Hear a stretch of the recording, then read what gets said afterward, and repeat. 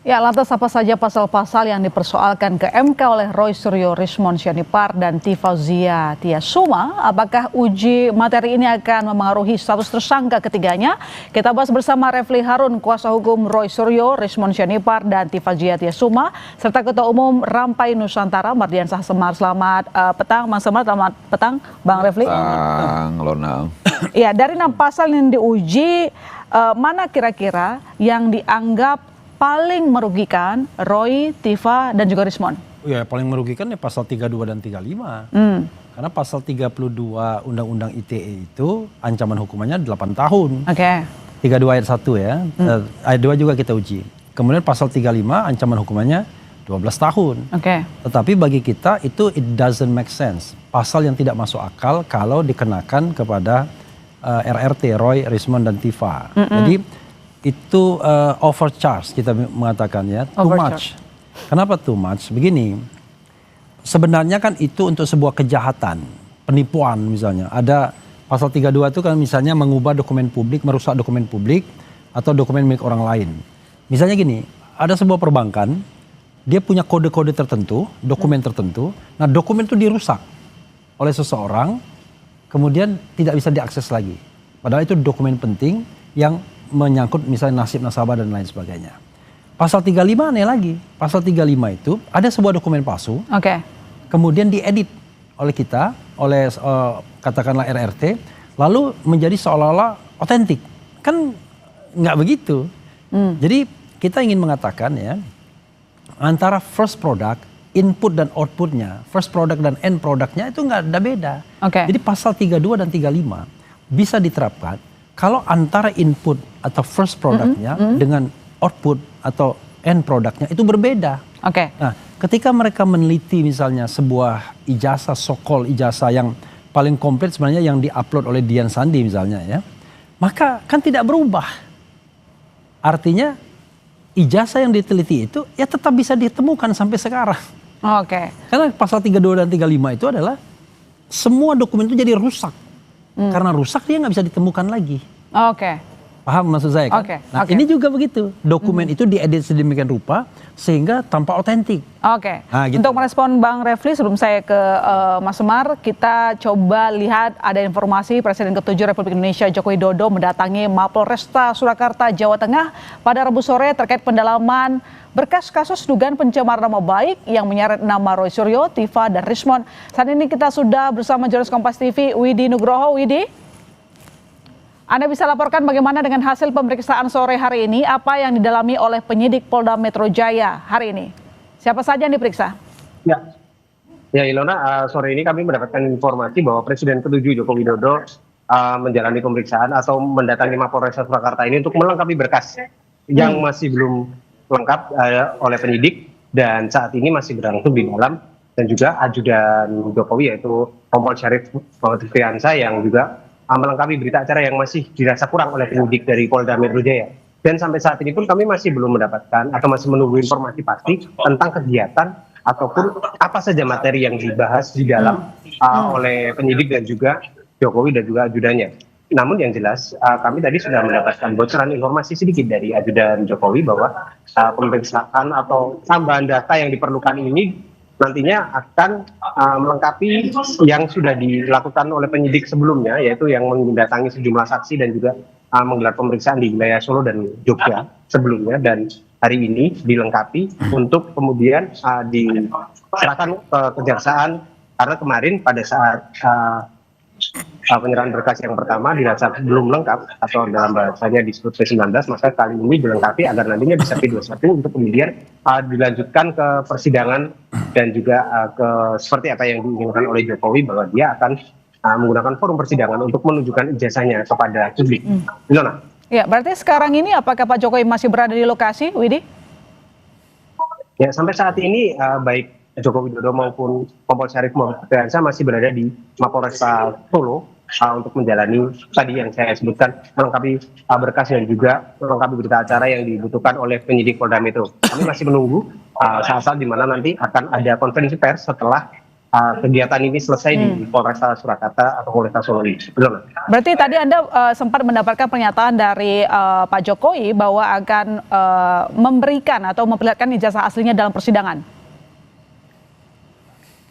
Soal itu sudah kami dapatkan beberapa waktu lalu saat kami mewawancarai Joko Widodo di kediamannya, bahwa kasus ini harus berlanjut ke persidangan karena itu adalah forum di mana dia bisa menunjukkan ijazahnya untuk membuktikan apa yang dituding oleh para penudingnya ini salah. Dan hari inilah juga proses ini masih berlanjut dalam hal melengkapi berkas dan juga berita acara yang nantinya dibutuhkan untuk melengkapi agar semuanya syaratnya sesuai dengan apa yang diinginkan oleh pihak jaksa penuntut, bisa dilanjutkan ke persidangan. Ilona. Baik, terima kasih Widi atas laporan Anda. Selamat kembali bertugas. Kita kembali ke dialog yang sempat terputus. Bang Semar, bagaimana Anda merespon gugatan sejumlah pasal yang dilemparkan oleh tim Roy, Tifa dan juga Rismond? Iya, nggak apa-apa juga kan, itu hak ya. Hak warga negara ketika merasa dirugikan atas pasal-pasal yang dikenakan, pasal-pasal yang berlakukan.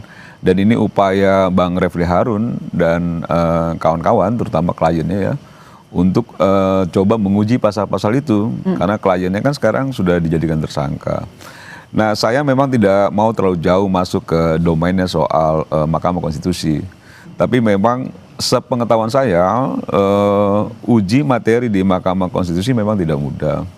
Dalam arti bahwa kalau kita ikuti perkembangan kemarin ya, itu ada beberapa pilihan yang diberikan oleh hakim terhadap pengajuan yang dilakukan oleh Bang Refli dan kawan-kawan. Misal bahwa kalau tetap itu diteruskan dengan pengajuan yang sekarang, menurut hakim Prof. Saldi Isra kan ya mudah sekali dia karena ini masih kabur gitu ya, dianggap kabur. Atau misalnya dilengkapi sesuai dengan nasihat-nasihat para hakim. Kalau dirasa berat, diusulkan juga, disarankan juga untuk dicabut dulu laporannya baru diajukan kembali karena butuh waktu. Atau dilengkapi dengan waktu yang 14 hari. Nah, waktu 14 hari ini juga saya melihat bahwa memang nggak mudah untuk melengkapi yang kita tahu dalam proses sidang di MK itu kan ya sangat perfecto ya soal redaksinya dan lain sebagainya. Tapi bahwa kita menghargai hak itu digunakan, nggak ada soal. Bahwa memang nanti hasilnya kita lihat, yang paling kita inginkan itu sebenarnya semua proses atau hak yang dimiliki silakan dilakukan, tapi jangan pernah memaksakan suatu kehendak dengan apa yang diinginkan diri sendiri. Jadi kalau sudah diputuskan MK, diputuskan instansi-instansi pemerintah yang lain, ya mau tidak mau kita ikuti sebagai bagian dari warga negara. Jadi menurut Anda kenapa sekarang baru digugat pasal-pasal tersebut? Nanti jawab Bang Semar, kami segera kembali saudara, tetap di Sapa Indonesia Malam.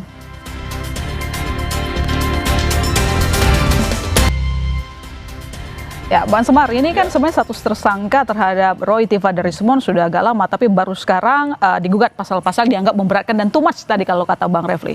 Ya nggak apa-apa kan, sesuai kebutuhan. Jadi mungkin Bang Refli merasa sekarang ini memang membutuhkan bahwa itu diuji agar tidak merugikan kliennya. Ya lakukan saja gitu.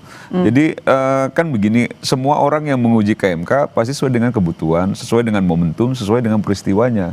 Nah, peristiwanya atau momentumnya baru dilakukan sekarang, itu haknya Bang Refli dan kawan-kawan. Kan juga ada hak lain yang nggak digunakan, misalnya hak rapid misalnya, itu kan juga nggak digunakan, dan itu haknya juga tim kuasa hukumnya Roy Suryo dan kawan-kawan untuk menggunakan atau tidak hak hukumnya. Nah, sekarang kita melihat bahwa ini akhirnya diuji di MK. Nah, diuji di MK ini nanti kita lihat apakah dalam 14 hari ya, 14 hari ke depan, kalau memang pengajuannya tetap yang kemarin, kan 14 hari waktunya, dilengkapi atau tidak, nanti kita lihat sidangnya, hasilnya apa. Tapi bagi kami, apapun yang dilakukan upayanya oke, dan apapun yang diputuskan oleh MK dan lain sebagainya, ya kita taati dengan baik gitu. Meski tadi dibilang Bang Refli too much, Anda setuju nggak? Ya silakan aja gitu. Menurut saya monggo-monggo aja gitu, karena memang yang kayak gini-gini ini kan menjadi bagian dari hak warga negara. Nggak bisa juga kita mempengaruhi keyakinan orang, mempengaruhi pikiran orang sesuai dengan apa yang kita inginkan gitu. Dan sebaliknya begitu gitu. Bang Refli, ketika mengajukan sejumlah pasal ke MK, apakah ini juga bagian strategi lepas dari status tersangka untuk ketiganya? Jadi gini ya, saya agak sulit menjelaskan kepada publik kalau mereka tidak paham seperti apa MK itu. Nah, yang nanya juga nggak paham. Coba jelaskan. Jadi gini, kita harus bedakan antara peristiwa konkret dan norma. Walaupun saling berhubungan tapi berbeda. Yang kita dipermasalahkan di MK itu adalah norma. Nah, norma itu ada dua bagian yang penting. Ada legal standing, ada pokok permohonan atau positanya. Dua hal yang berbeda. Jadi legal standing ini hanyalah cara untuk masuk ke posita. Nah, legal standing itu standing before the court. Itu ada dua. Status Anda sebagai apa? Yang kedua, apa kerugian konstitusional Anda? Nah, RRT ini statusnya sebagai warga negara. Ya kan? Di mana warga negara menurut konstitusi memiliki hak konstitusional atau constitutional right. Salah satunya adalah hak atas kepastian hukum, hak untuk memperoleh informasi, menyebarkan informasi dan lain sebagainya. Kan begitu? Atau hak untuk mendapatkan jaminan dan kepastian hukum. Nah, lalu dia dirugikan. Ya kan? Kenapa haknya? Saya ini harusnya dijamin oleh konstitusi untuk melakukan penelitian, untuk melakukan kegiatan. Kok saya ditersangkakan? Nah, itulah yang kemudian namanya kerugian konstitusional. Dia rugi. Nah, ini untuk masuk, pintu masuk, menguji pasal-pasal itu. Setelah ini selesai, maka pasal-pasal ini diuji. Apakah pasal ini confirm dengan konstitusinya? Contoh misalnya, ya, pasal mengenai bahwa soal pencemaran nama baik. Kan begitu saja di dalam Undang-Undang ITE. Sama MK dibatasi. Pasal pencemaran nama baik tidak berlaku untuk pejabat publik. Tidak berlaku untuk institusi publik. Tidak berlaku untuk organisasi yang ajak. Berlaku buat siapa? Perorangan. Berarti hak... Jadi misalnya, once Anda menjadi pejabat publik, Anda tidak boleh mengadukan pasal pencemaran nama baik. Karena pejabat publik, institusi publik itu bukan orang. Bukan benda hidup. Karena harkat martabat itu hanya dimiliki oleh orang, bukan oleh jabatan atau institusi publik. Nah, kita minta tambahan pembatasnya itu, yaitu urusan publik.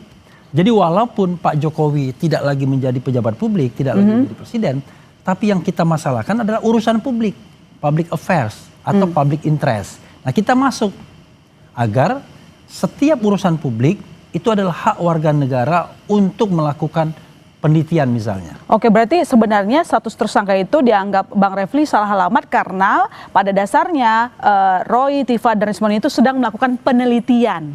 Jadi kalau kita mau bicara angkat lagi ke konstitusi, jangankan orang melakukan penelitian, orang berpendapat saja terhadap urusan publik itu tidak boleh dikriminalkan. Tidak boleh dikriminalkan. Itu yang kemudian kita mintakan. Tafsir itu ke Mahkamah Konstitusi. Kalau ini dikabulkan, ini akan dahsyat. Tidak hanya untuk kepentingan RRT, tapi untuk kepentingan kita semua. Nanti misalnya Refli Harun menceritakan tentang katakanlah kritik saya terhadap Prabowo misalnya. Prabowo nggak boleh.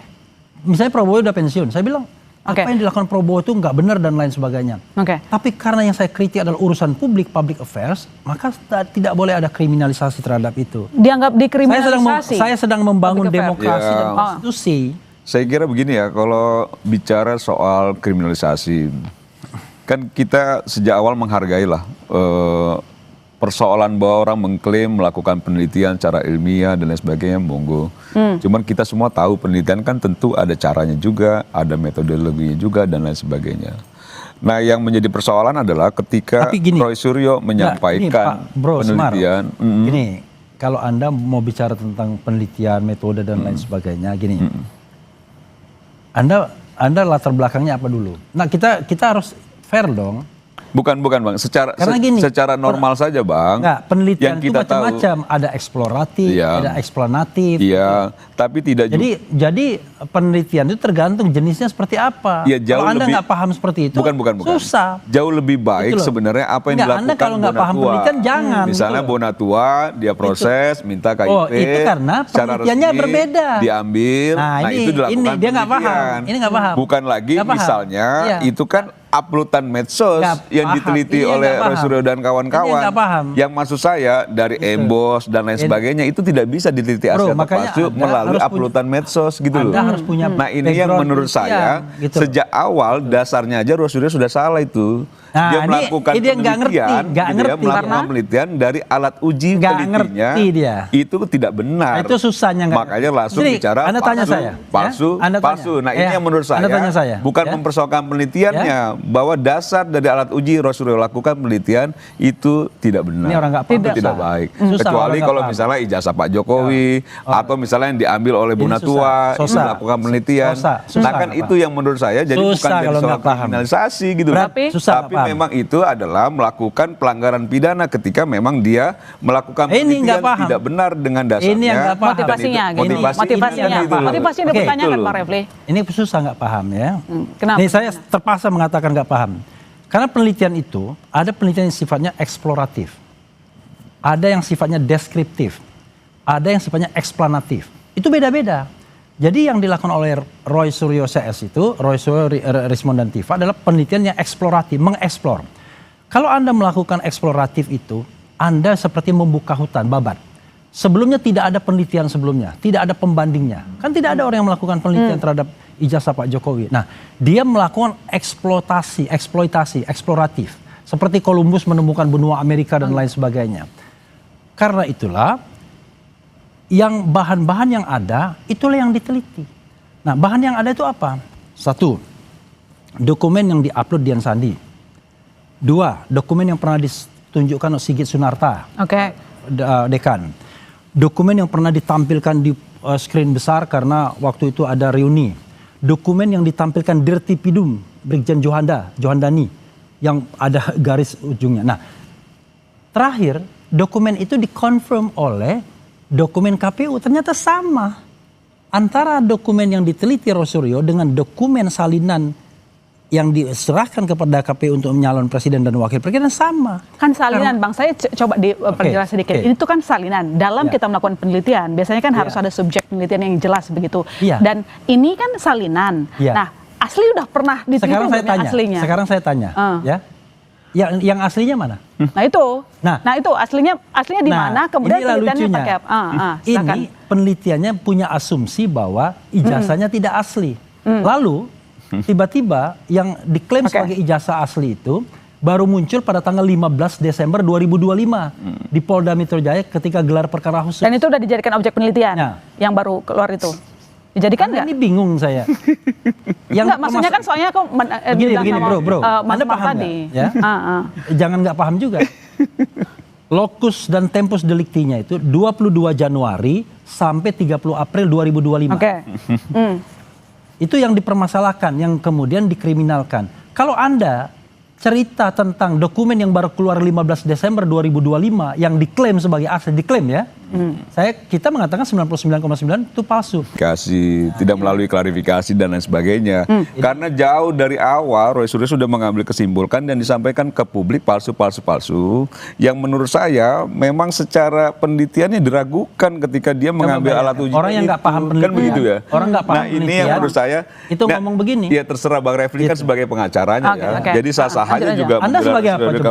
Saya sebagai organisasi yang memang ketua Dewan Pembina Pak Jokowi kan Ya. gitu. Saya membela Pak Jokowi. Lalu background Anda apa? Kan begitu loh. Untuk Nggak, mengatakan kita bahwa ini ke topik bisa aja. Bukan, Enggak. Silakan. karena orang awam ini nggak kredibel tahu soalnya. bahwa You are not orang credible. meneliti dari asal uploadan itu nggak jelas. Harusnya memang Pak ijazah Bro, Pak Jokowi dilakukan komparasi dan bro, sebagainya, oke, bro, itu pembanding, kan eksplanatif, begitu ya. itu Nah itu yang menurut deskriptif. saya Ini itu yang jadi akhirnya adalah sesat gitu. eksploitatif. Nah ini Eksploratif. sesat. Tapi Bang Refli, kemarin kan Ya. hakim minta perbaikan permohonan tuh. Nah. Apalagi yang kurang katanya? Iya. Sekali aja, Bang. Oke, ya Kita kalau mau ini tutup. saya jelaskan lagi nih. Kalau nggak paham susah. Gini, Yaudah disederhanakan ya. di MK itu ya, sebelum kita masuk pada pemeriksaan persidangan, ada yang namanya pemeriksaan pendahuluan. Anda mau bikin permohonan apapun, oke, maka akan ada 3 panel hakim yang memeriksa permohonan. Dia akan nasihatkan apa aja dinasihatkan. Tapi apakah MK konsisten? Anda tahu Almas Sakib Biru, ya kan? Diterima legal standingnya mempermasalahkan 40 tahun usia presiden. Apakah dia calon presiden? Enggak. Oke. Nah, intinya adalah itu adalah tahap yang biasa saja di MK. Cuman Anda kan nggak paham. Kalau kita sengaja, kenapa? Kalau kita bikin katakanlah yang selengkap-lengkapnya, hakim MK akan dibilangin juga sama dia. Inilah, itulah dan lain sebagainya. Nah, terhadap nasihat itu ada 3 pilihan. Kita tetap kepada Singkat, Bang. itu, atau kita memperbaikinya, atau kita tarik permohonan itu. Kita akan memperbaikinya. Kenapa? Karena kita udah tahu otak hakimnya. Oh. Iya kan? Dari cara dia memberikan nasihat kepada kita, kita tahu otak hakimnya. Apa? Jadi yang dari sidang kemarin Anda lihatnya apa? Dia mempermasalahkan legal standing. Oke. Kalau ada tersangka, masukkan dong buktinya, kan gitu. Iya. Kedua, dia bicara tentang apa sih kerugian antara kondisi RRT ini dengan pasal-pasal yang diujikan. Jadi kita sudah tahu, lalu ketegasan kita mau minta apa. Nah, gara-gara nasihat itulah kita sudah sampai pada sebuah celah Bahwa? yang kita anggap bahwa wah ini harus masuk. Apa itu? Ya nantilah tunggu tanggal main. Lagi mana? Silakan. Di Nggak, babak sebenarnya berikutnya. Singkat aja, Bang. Ada. Aku mau tutup. Satu hal. Apa-apa? Singkat aja, yang Bang. saya simpulkan. Bahwa public affairs atau urusan publik itu harus dikecualikan dari kriminalisasi. Ya, harus dikecualikan dari kriminalisasi. Singkat aja. Boleh, Simpel silakan aja gitu. Yang paling penting nanti sidang MK, kalau memang 14 hari ya bisa diperbaiki dengan baik, saya rasa sih agak sulit itu. Tapi kalau memang Sulit diperbaiki, gimana? Saya udah sering kalau misalnya pengalaman. nanti sidang, ya kan abang ketika berpengalaman juga kan nasihatnya banyak sekali tuh dari para hakim. Sulitnya di mana? Nggak Nah ada yang makanya sulit. ketika nanti Anda memang pernah sudah nggak bersidang di MK? diajukan Bro. gitu ya, kalau nanti hasilnya sidang MK seperti apa, ya Oke. ditaati juga, jangan lagi Ngomong nanti sama orang nggak kemana-mana ngerti kan susah. gitu loh. Oke, baik. Anda Ya Oke, Bang pernah udah Refli ada. jangan juga Anda merasa pernah si nggak paling sidang- ngerti gitu loh. Anda pernah Kan nggak ada sidang hal-hal di juga MK? yang kita ketahui tanpa Anda harus pernah kita nggak? ada Oke. di situ. Percuma juga kita baca dan Kita lain sebagainya ngomong gitu ya. sama orang yang Baik. nggak pernah Saya sidang di rasa MK. begitu. Oke, baik. Kita tunggu nanti Makanya putusannya ya. cari yang selevel dong. Baik. Nggak level ini. Terima kasih Bang Refli, terima kasih Wah, Abang Mas jadi Sumarto kayak Mir bergabung di Sapa Prosuryo, Bang. Indonesia Malam.